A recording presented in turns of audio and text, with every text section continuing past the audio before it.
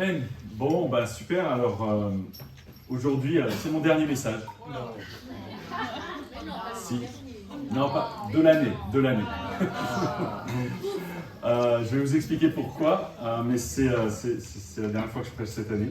En fait, on a décidé, en accord avec le conseil pastoral, le comité, ça fait 1 an qu'on en parle, que je puisse prendre un temps sabbatique de 2 mois pour faire un break, pour sortir un peu le nez du guidon, pour sortir de la boîte, comme on dit, me rapprocher de Dieu, nous rapprocher de Dieu, Isabelle et moi. Et puis voilà, peut-être découvrir des nouvelles choses en Dieu. Voilà, et je vais vous expliquer un petit peu plus. Mais donc ce sera novembre-décembre. Donc aujourd'hui c'est la dernière fois que je parle avec vous, avec l'église. On viendra à l'église bien sûr quand on est ici. Mais en fait, ça fait 35 ans que je suis chrétien. 32 ans que je travaille pour l'église et 30 ans que je suis marié. Donc vous imaginez les 3 épreuves. En fait, c'est génial d'être chrétien, d'être marié, de vivre ce chemin. Mais bon, les responsabilités dans l'église, ça use un peu quand même, il faut l'avouer. Et on a besoin de temps en temps de faire un break. Ce matin, en fait, je veux parler de Jésus, mon chemin. Et peut-être vous inspirer aussi à approfondir et toujours être sur le chemin avec Jésus. C'est le thème de l'année, Jésus le chemin.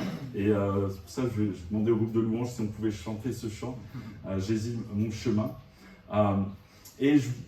Cette semaine, tout au long de la semaine, j'ai prié, j'ai réfléchi à qu'est-ce que j'aimerais partager pour ce dernier message. Et en fait, j'ai 6 écritures que j'ai à cœur, que j'aimerais partager avec vous, qui sont à la fois des écritures qui représentent soit des besoins personnels, soit des besoins de l'Église que je vois.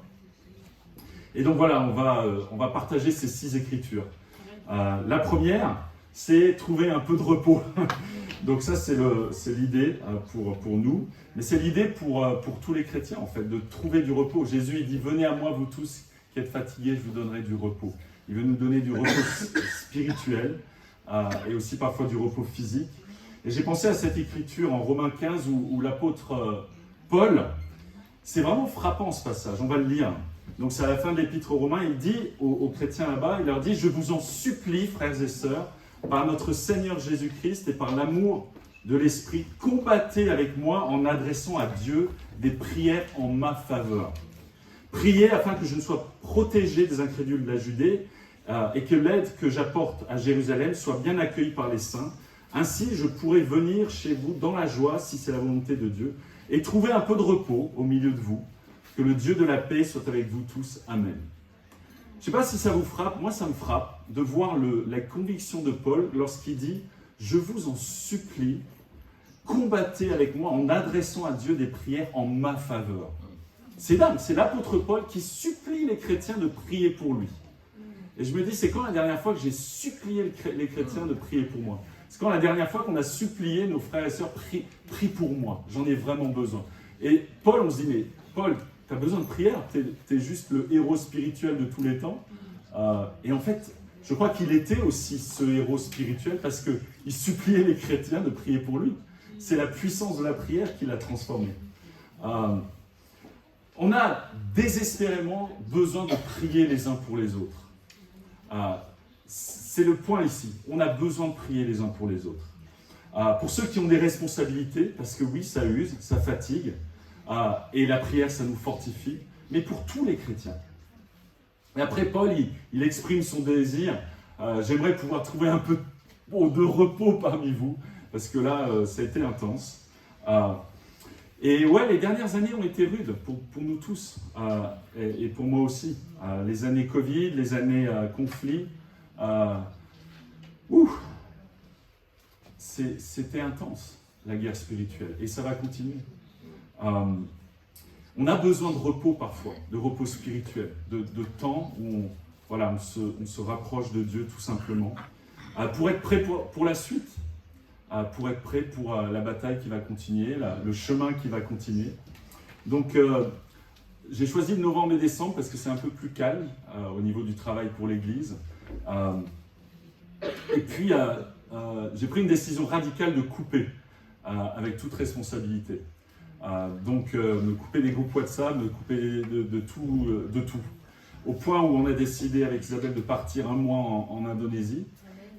Et j'ai même trouvé un endroit où il n'y aura pas d'internet. Ma femme, elle lutte dans son âme en ce moment. Mais j'ai trouvé un endroit où on va être 9 jours sans internet. Donc couper complètement, juste être avec Dieu et ma femme, et ça ira très bien. Et donc priez pour nous, pour qu'on puisse se rapprocher de Dieu, tout simplement. Mais voilà, parfois, on a besoin de prendre du repos, chacun d'entre nous. Et surtout prier les uns pour les autres. La deuxième écriture que je voulais partager avec vous, c'est cette écriture qui parle de s'aimer ardemment et de tout cœur, parce qu'on est des créatures comme l'herbe. On va lire ce passage en 1 Pierre, chapitre 1. Il dit « Vous avez purifié votre âme en obéissant à la vérité pour avoir un amour fraternel sincère. Aimez-vous donc ardemment les uns les autres d'un cœur pur. En effet, vous êtes nés de nouveau, non pas d'une semence corruptible, mais d'une semence incorruptible, grâce à la parole vivante et permanente de Dieu. Car toute créature est comme l'herbe, et toute sa gloire comme la fleur des champs. L'herbe sèche et la fleur tombe, mais la parole du Seigneur subsiste éternellement. Cette parole est justement celle qui vous a été annoncée par l'Évangile. » C'est frappant ici, l'apôtre Pierre, il nous dit « Aimez-vous ardemment les uns les autres d'un cœur pur. » Et juste après, il dit « Car toute créature est comme l'herbe. » Et en fait, en vieillissant, 57 ans au mois de janvier, on s'approche des 60, on réalise dans notre corps que le corps, il fonctionne plus aussi bien qu'avant. Moi, je me souviens, ma grand-mère, quand j'étais jeune, j'avais 12-13 ans, elle me montrait ses lunettes vert progressif.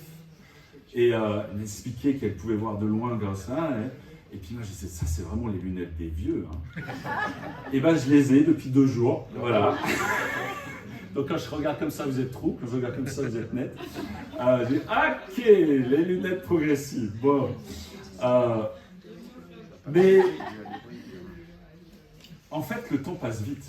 Toute créature est comme l'herbe. On lit des nouvelles. Aujourd'hui, on a appris la mort du fameux Matthew Perry qui était dans Friends. Il a 54 ans. Et puis, voilà, on apprend, mon parrain est mort, il avait 57 ans.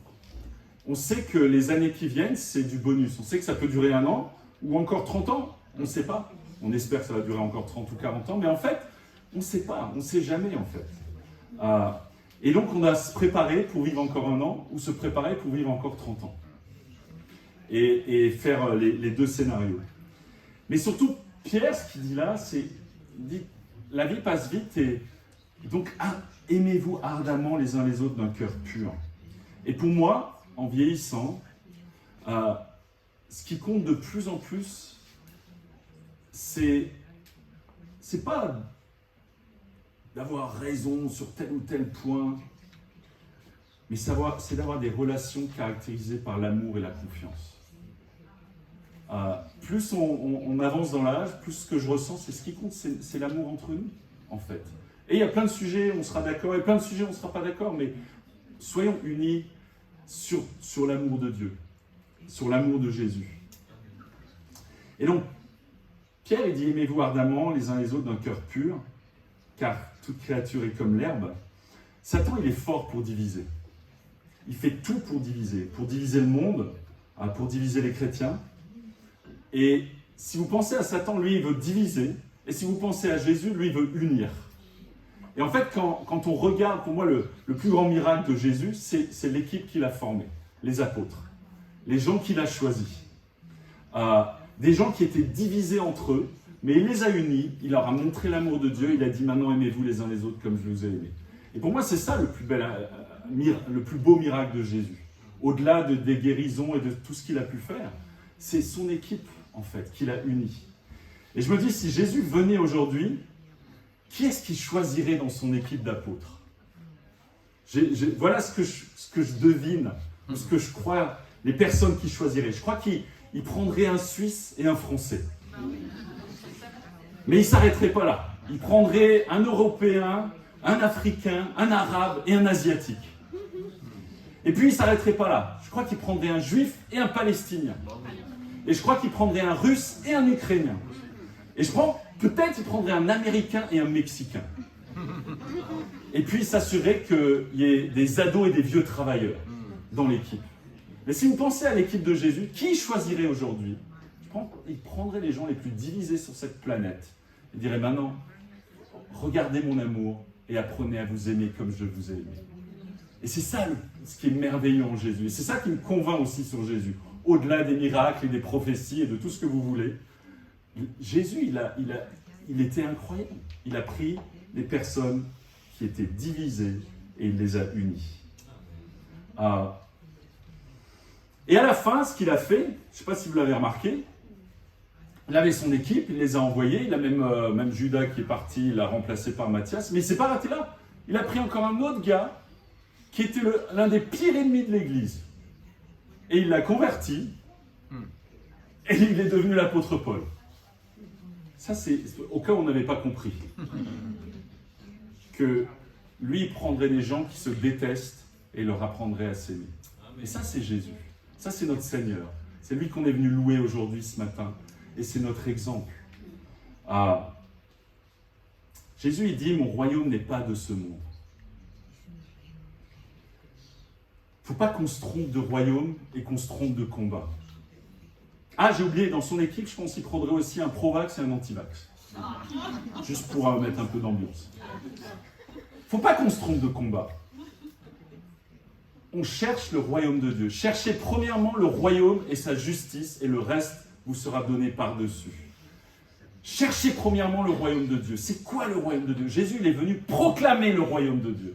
Et il a montré ce que c'était. C'était d'unir les gens qui ne s'aiment pas et leur apprendre à s'aimer. C'est ça le royaume de Dieu. Alors, aimons-nous, aimez-vous ardemment les uns les autres. Et puis il dit d'un cœur pur.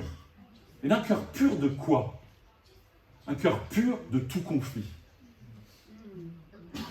Pour moi, c'est ça. J'ai un cœur pur envers Matthieu. J'ai pas de conflit. J'ai un cœur pur envers lui. Je t'aime ardemment et d'un cœur pur. Ça, c'est l'appel. Et ça, c'était ma deuxième écriture. La troisième. Comprenez quelle est la volonté du Seigneur. Faites donc bien attention, c'est Paul qui dit aux chrétiens d'Éphèse, faites donc bien attention à la façon dont vous vous conduisez. Ne vous comportez pas comme des fous, mais comme des sages. Rachetez le temps, car les jours sont mauvais. C'est pourquoi ne soyez pas stupides, mais comprenez quelle est la volonté du Seigneur. Qui a envie d'être stupide? Bon, on n'a pas envie d'être stupide, n'est-ce pas? En fait, la vie passe vite, et il ne faut pas se tromper de priorité et de choix. Quand on est jeune, et là je m'adresse peut-être un peu aux jeunes, aux ados, aux étudiants, quand on est jeune, on a des grands choix à faire. Suivre ou pas suivre Jésus. Devenir ou pas devenir un disciple de Jésus. C'est le choix le plus important que vous avez à faire sur cette terre. Ne vous trompez pas. Ne soyez pas fous. Et même ne soyez pas stupides. Les conséquences de ce choix vont déterminer tellement de choses pour l'avenir, pour vous. Suivre ou pas suivre Jésus va déterminer votre destinée. La deuxième plus grande décision, c'est je vais me marier avec lui ou avec elle, ou avec qui je vais sortir, et avec qui je vais bâtir ma vie. C'est la deuxième plus grande décision à prendre. Et puis après, travailler dans tel ou tel domaine, mais ça, on peut toujours changer. Plus tard, on a d'autres choix à faire. Prendre des responsabilités ou pas dans l'Église. S'engager dans des relations ou pas. Choisir ce qu'on fait de notre temps, comment on passe notre temps, avec qui on passe notre temps. C'est des choix importants. Et donc, il dit ici, ne vous comportez pas comme des fous, mais comme des sages. Rachetez le temps. Comment je vais racheter le temps pour me comporter comme un sage? Quelle est la volonté du Seigneur avec mon temps cette semaine, avec mes relations cette semaine? Quand je suis devenu chrétien, j'ai prié sincèrement de trouver une femme qui aime Dieu de tout son cœur. J'ai prié pendant 5 ans. Au bout de 5 ans, Dieu il a envoyé Isabelle du ciel, enfin de Normandie. C'est pareil. Et quelle joie d'être marié avec une femme spirituelle comme Isabelle. Quelle bénédiction. On fête nos 30 ans de mariage au mois de décembre. Quelle bénédiction. Et je vais encore passer 30 ans avec elle. Parce qu'après, il dit qu'on ne sera plus mariés au ciel. Ça m'énerve un peu. Je me souviens en 2003, quand il y avait beaucoup de pasteurs, d'évangélistes qui ont arrêté de travailler pour l'Église, j'étais tenté aussi. Et j'ai dit, je vais mettre ça dans les mains de Dieu. J'ai prié, on a demandé à l'Église qui vote si j'allais rester ou pas. Et j'ai prié que ce soit très clair. J'ai dit, Dieu, c'est toi qui décides au travers de l'Église. Et c'est l'Église qui va choisir. Et je vais me soumettre à ce choix. Mais je veux qu'il soit très clair. Et puis le choix, il a été assez clair. C'était pas facile, mais Dieu, il est présent ou pas quand on prie? Est-ce qu'il nous écoute ou pas? Est-ce qu'on lui fait confiance ou pas? Parfois, il faut vraiment demander à Dieu que sa volonté soit claire et faire des prières audacieuses. Je me dis, pour Isabelle et moi, c'est quoi la volonté de Dieu pour les prochains mois et les prochaines années? Qu'est-ce qu'on doit faire de notre temps? C'est une interrogation. Où est-ce que je dois consacrer le plus de mon temps? Et ça, c'est une de mes prières pour les 2 prochains mois. Et vous pouvez prier pour nous dans ce sens-là. Quelles sont vos priorités? Quelles sont vos grandes décisions? Quels sont vos choix importants à faire? Est-ce que vous les mettez dans les mains de Dieu? Est-ce que vous les soumettez à Dieu? Comment pouvez-vous racheter le temps et être sage selon Dieu? Quelle est la volonté de Dieu pour vous? Remettez ça entre ses mains. Comprenez quelle est la volonté du Seigneur. Et prions les uns pour les autres. Quand vous avez un choix à faire, dites à toute l'Église, prie pour moi, j'ai ce choix à faire. J'ai cette décision à prendre. Prie pour moi, que ce soit clair. Moi, je me souviens quand j'ai commencé à m'intéresser vraiment à Isabelle, j'ai demandé à plein de frères, prie pour moi, que ce soit clair. Je veux prier, mais je veux prier pour moi. J'ai demandé à Yann McTinney, je m'en souviens très bien, à 5-6 frères, j'ai prié pour moi que ce soit clair. Et c'est la prière qui a agi. J'en suis convaincu.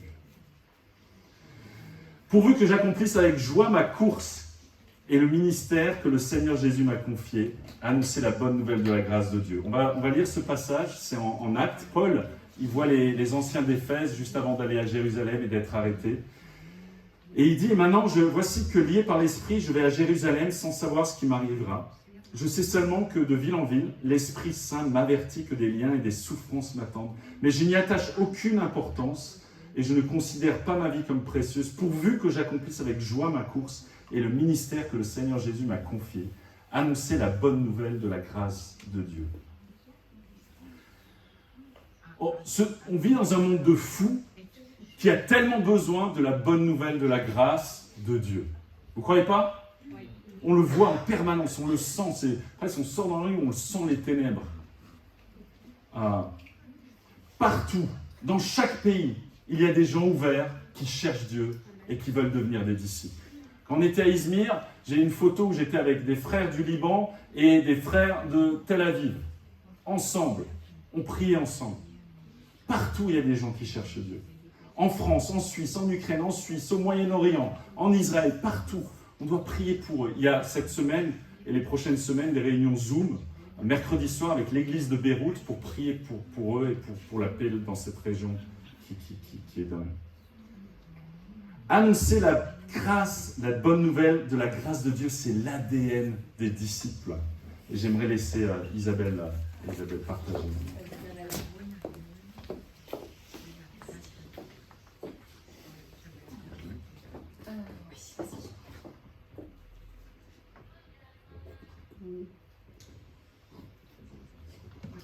Donc, allez, tu vas là. Ah, ok, super. Alors en fait, Paul, à ce moment-là, en fait, il sait qu'il va aller mourir à Jérusalem. Et donc, ce qu'il dit aux anciens d'Éphèse, vous pouvez imaginer que c'est vraiment très important. Et ça m'a fait penser à ce que Jésus dit à ses disciples avant de mourir. Vous vous rappelez en Matthieu 28, allez, faites de toutes les nations des disciples. Et là, c'est un peu ce qu'il dit, Paul. voyez. Et quand on va mourir, voilà, ben, en fait, on pense à vraiment ce qui est essentiel. Et il y a à peu près 3 ans de ça, Thierry était parti à l'étranger, je ne sais pas où il était. Et en fait, sur un côté, je crois que c'était le côté gauche, j'avais des fourmillements. Oh, et je me suis dit, oh là là là là là, c'est quoi ça? Et j'ai tout de suite pensé au mot à l'AVC en fait. Alors je suis allée à l'hôpital, je me suis dit, on va vérifier, on ne sait jamais quand même, c'est un peu bizarre. Et bon, ils m'ont fait des examens et tout ça. Bon, il n'y avait rien, je vous dis. Voilà, mais sur un lit d'hôpital, on a le temps de réfléchir et de penser à un tas de choses. Et c'était après que Scodrine meurt d'une tumeur au cerveau. Et donc je me suis imaginé différentes choses. Et je me suis dit, bon, et si j'avais une tumeur au cerveau, excusez-moi, j'en rigole maintenant évidemment, mais bon, déjà, je m'imaginais mourir, je me suis dit, bon, voilà, bon, bah, je vais retrouver Dieu, pourquoi pas, pourquoi pas. Et je me suis dit, bon, qu'est-ce que je veux dire à mes enfants avant de mourir? Si je meurs, si jamais. Et en fait, ce qui me venait vraiment à l'esprit, c'était pas, voilà, bah, fonder une super famille, faites un super métier. Non, ce qui me venait à l'esprit, c'est, mais convertissez-vous, quoi, croyez en Dieu, c'est si vraiment, mais il n'y avait rien de plus important, et je me dis vraiment que leur dise. Et autre parenthèse, je me dis que ce cœur de mère que j'avais, vous voyez ce que je veux dire? Bah en fait, c'est aussi le cœur de Dieu pour chacun de ses enfants qu'il veut adopter, en fait. C'est qu'ils se convertissent, c'est plus important. Alors voilà, donc, Paul, là, voilà, pour lui, c'est l'essentiel. Ce qu'il dit, c'est l'essentiel. Il va bientôt mourir, il parle de l'essentiel. Voilà. Et l'essentiel pour lui, c'est pas de sauver sa peau. Et moi, ça m'épate ce qu'il dit. C'est de le faire. Alors déjà, c'est de le connaître. Vous connaissez le passage en Philippiens 3 qui dit mon but est de le connaître. Mais ici, il parle plus de le faire connaître. Et ça, l'un ne va pas sans l'autre. Connaître Dieu et faire connaître Dieu, ça ne va pas. L'un ne va pas sans l'autre, en fait. C'est comme ça, en fait. Et on voit ici que l'importance pour Paul d'annoncer la bonne nouvelle est bien au-dessus de son confort, de sa propre vie, et même des souffrances terribles qui l'attendent. C'est incroyable. En ce qui nous concerne, nos vies ne sont pas en jeu, en tout cas pas encore. Hein. La persécution viendra peut-être, mais pour l'instant, voilà, ça va. Ce qui est en jeu peut-être, c'est notre confort. Et bien sûr, sortir de son confort, ça coûte. Voilà. Vendredi midi, j'avais un repas avec la famille de Nicolas Maillot, le grand là. Et après, je suis sortie de mon confort. Voilà, je suis allée évangéliser avec Béatrice. Ça aurait été plus simple de rester à la maison, hein, mes maisons étaient un peu son dessus entre guillemets. Mais j'avais à cœur d'aller inviter. Et ça a été un moment formidable. On a pu échanger des coordonnées avec 2 personnes, même 3. La dernière rencontre avec Tatiane et Véronique était juste incroyable. Béatrice a me donné sa carte professionnelle et tout ça, donc c'était vraiment super. Elles étaient vraiment en tout cas, elles sont vraiment très ouvertes. Et je peux vous dire que je suis rentrée super heureuse, quoi. Et la fatigue, tout ça, enfin voilà, j'avais oublié, vous voyez ce que je veux dire? Parce que ça remplit le cœur, quoi. Partager sa foi, ça remplit le cœur de joie. Et si vous n'osez pas vous-même adresser la parole aux gens, il y en a qui ont plus de facilité que d'autres, c'est vrai. Mais c'est pas grave, prenez quelqu'un avec vous qui a plus de facilité à ce niveau-là. Et puis allez-y, et vous allez voir. Comme ça vous fait du bien. C'est extraordinaire, vraiment. Et c'est là qu'on voit que finalement c'est ça être chrétien, c'est partager sa foi. Parce que être chrétien sans partager sa foi, c'est manger comme de la nourriture sans sel, quoi. Ça manque de saveur, il manque quelque chose, quoi. C'est bon, mais c'est pas très bon, en fait. Vous voyez? Voilà, et puis c'est vrai que c'est super pour nous les femmes. Et d'ailleurs, j'ai oublié de dire mon dernier, hein, les hommes, les frères, hein, si vous voulez inviter les femmes, allez-y, hein, vos collègues, vos amis. Et c'est vrai que c'est bien d'avoir un appui, d'avoir un flyer comme ça avec nous. Ça aide. Bon, moi, quand j'ai pas de flyer, je dis je voudrais vous inviter à une discussion sur la Bible. Je trouve quand même un truc à dire. Mais là, on a un flyer, donc ça aide. Et c'est vraiment une super opportunité de partager sa foi. Ça va au-delà de la conférence en elle-même. C'est vraiment parler de Dieu, parler de ce qu'il a fait dans nos vies, comment ça nous a changé la vie. Et voilà, c'est l'essentiel, et c'est ce que Paul dit, quoi. C'est l'essentiel. Lui, il est prêt à perdre sa vie, à souffrir. Et nous, qu'est-ce qu'on risque en faisant ça, en fait?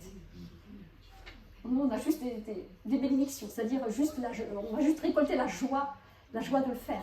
On ne va pas récolter des souffrances, en tout cas pas encore. Vous voyez ce que je veux dire? Donc, voilà. Donc, je vous encourage vraiment à continuer d'inviter. Vraiment. Ça vaut vraiment la peine. Il y a des femmes aujourd'hui qui souffrent, qui se demandent pourquoi elles sont sur Terre. On a tous un vide en nous. Seul Dieu peut le combler. C'est certain, ne vous fiez pas aux apparences. Elles sont trompeuses. Vraiment. Voilà, on a encore quelques jours devant nous. Ça vaut vraiment la peine. Moi, je me réjouis de voir... je ne vais pas le voir de mes propres yeux, je ne serai pas à la conférence. Mais je fais comme si j'y allais. Parce qu'elle me tient vraiment à cœur, cette conférence. Et je serai de tout cœur avec vous. Vraiment. Voilà, merci de m'avoir écouté.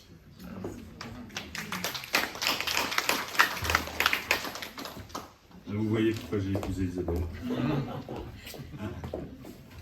Une femme de cœur, de conviction, qui aime les gens. Et, la cinquième écriture, et avant-dernière, choisissez parmi vous 7 hommes. Pourquoi cette écriture? On va la lire. En acte 6, donc l'Église grandit, on va lire. À cette époque-là, alors que le nombre des disciples augmentait, les hellénistes murmurèrent contre les Hébreux, parce que leurs veuves étaient négligées lors des distributions quotidiennes. Les 12 convoquèrent l'ensemble des disciples et dirent « Il ne convient pas que nous délaissions la parole de Dieu pour servir aux tables. C'est pourquoi, frères et sœurs, choisissez parmi vous 7 hommes, de qui l'on rend un bon témoignage, rempli d'Esprit Saint et de sagesse, et nous les chargerons de ce travail. Quant à nous, nous continuerons à nous consacrer à la prière et au ministère de la parole. » C'est frappant ce passage, parce qu'il commence par dire, verset 1, « Alors que le nombre des disciples augmentait, les Genevois murmuraient contre les Ukrainiens que... » Non, je rigole. En fait, quand l'Église grandit, naturellement, il y a des problèmes. Naturellement, il peut y avoir des dysfonctionnements, des choses qui ne vont pas bien, des négligences. Parce que l'Église grandit. Et du coup, il fallait trouver des solutions. Et ici, c'est le paragraphe qui résume un peu tous les principes de gouvernance de l'Église. Mais il devait trouver des solutions, pas juste dire « Ah c'est pas grave, on a des problèmes dans l'Église, il y a de la négligence, c'est pas grave, on continue quand même comme on a toujours fait. » Non, ils ont réuni l'Église, on dit « Il faut trouver des solutions, il faut qu'on réponde aux besoins, à droite, à gauche, et puis qu'on continue à avancer. » Et donc, la solution, c'était de donner beaucoup plus de responsabilités aux apôtres. C'est pour voir si vous suivez. Non, c'était pas ça la solution en fait. C'était pas de donner plus de responsabilités à ceux qui en avaient déjà beaucoup. Vous avez remarqué? La solution, c'était de trouver d'autres personnes qui allaient devenir responsables. La solution, c'était de responsabiliser d'autres personnes. Et donc, ils disent, on va choisir des gens. Choisissez des gens spirituels, remplis du Saint-Esprit, et on va leur donner cette tâche. Mais nous, on veut continuer aussi le ministère de la parole, de la prière, etc. Mais ils n'ont pas multiplié les responsabilités chez les gens, ils ont multiplié les responsables. Diviser le travail au niveau du service, de la prière, du ministère de la parole. Et comme vous le savez, depuis quelques semaines, 2 mois à peu près, on a une commission de réflexion sur la gouvernance de l'Église, de notre Église, l'Église du Léman, et elle va toucher à sa fin. Et les propositions vont rejoindre ces principes, c'est-à-dire qu'il y ait plus de responsables dans l'Église, qu'il y ait plus de personnes en responsabilité dans l'Église. Mais il faut les trouver, il faut que les personnes soient volontaires. il y a un équilibre à trouver dans la gouvernance de l'Église. Vous vous souvenez de ce passage en Hébreux 13, 17 qui dit « Obéissez à vos conducteurs et soumettez-vous à eux, car ils veillent au bien de votre âme, en hommes qui devront rendre des comptes. » En fait, il y a un équilibre à avoir. Chaque Église, pour qu'elle fonctionne, a besoin d'une gouvernance spirituelle. S'il n'y a pas de gouvernance spirituelle, ça ne va pas. Et on le constate partout, il n'y en a pas. Mais cette gouvernance, elle doit être saine, elle doit être spirituelle, elle doit être équilibrée, et elle doit être respectée et soutenue. Et donc, l'Église du Léman, on a besoin de plus de responsables, plus de bergers, plus de diacres. Priez pour cela. Et un peu, si vous sentez le Saint-Esprit vous appeler et dire « Oui, je ressens que le Saint-Esprit m'appelle à avoir une responsabilité, à avoir plus de responsabilité. » Écoutez le Saint-Esprit, un peu comme quand on a dit « On a besoin de plus d'églises de maison », il y en a qui se sont levés et dire « Ah, mais on va prendre en main une église de maison. » Et c'est ça, en fait, la croissance de l'Église. Et puis, en ce qui me concerne, moi, je veux grandir dans ma vie de prière. Je veux passer plus de temps dans la prière. C'est mon souhait. Et c'est une bataille. Mais c'est ce que je souhaite personnellement. Donc, prions pour l'issue de cette commission sur la gouvernance, que les meilleures décisions soient prises. Elles seront annoncées dans les prochains mois. Et puis, l'Église, elle va continuer à avancer, mais avec plus de responsables. Et puis enfin, le dernier passage que je voulais lire et partager avec vous, c'est ce passage en Actes 9, 31, où l'Église était en paix. L'Église était en paix dans toute la Judée, la Galilée, la Samarie. Elle s'édifiait, marchait dans la crainte du Seigneur et grandissait grâce à l'aide du Saint-Esprit. Est-ce que ce n'est pas le monde idéal, ça? L'Église était en paix dans toute la région. Et vous voyez, cette région, c'est la région qui est en guerre en ce moment. Le monde est en guerre, mais l'Église doit être en paix. Ça, c'est la volonté de Dieu.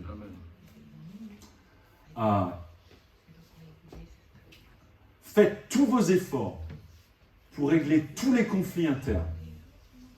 Acceptez les différences d'opinion et être unis sur l'essentiel qui est l'évangile de Christ. Être unis sur l'essentiel qui est l'évangile de Christ. J'ai travaillé sur une classe d'interprétation de la Bible. J'ai commencé à la mettre en ligne. J'ai fait déjà deux classes qui sont en ligne. Je vais en mettre une ou deux autres cette semaine.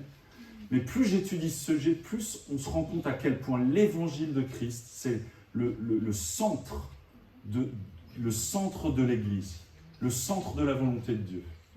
Et après, on a plein d'opinions différentes sur plein de sujets, mais ça, c'est pas grave. Ce qui compte, c'est l'évangile de Christ. Soyons pas en guerre dans l'Église comme le monde est en guerre. Soyons en paix dans l'Église et propageons l'évangile de Christ. Quand l'Église est en paix, vous voyez ce qui se passe? Elle peut grandir grâce à l'aide du Saint-Esprit.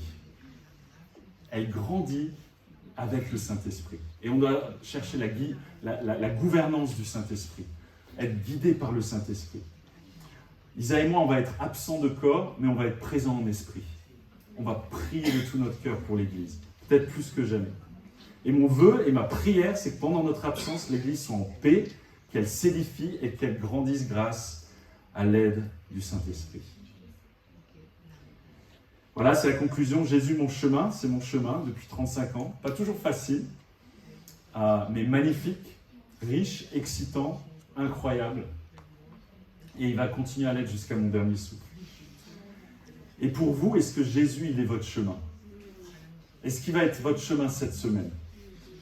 Est-ce qu'il va être votre chemin jusqu'à la fin de l'année? Comment est-ce qu'il va être votre chemin? Quelle décision pouvez-vous prendre aujourd'hui pour que vous ayez les yeux fixés sur Jésus et être guidé par lui? J'aimerais prier maintenant, mais j'aimerais qu'on prenne 2 minutes en silence. Et donc je vais prier en silence. J'aimerais qu'on prie en silence pour écouter le Saint-Esprit et qu'on essaye de chercher qu'est-ce que le Saint-Esprit veut que je fasse cette semaine et les prochains mois. Donc fermons les yeux et prions pour écouter le Saint-Esprit.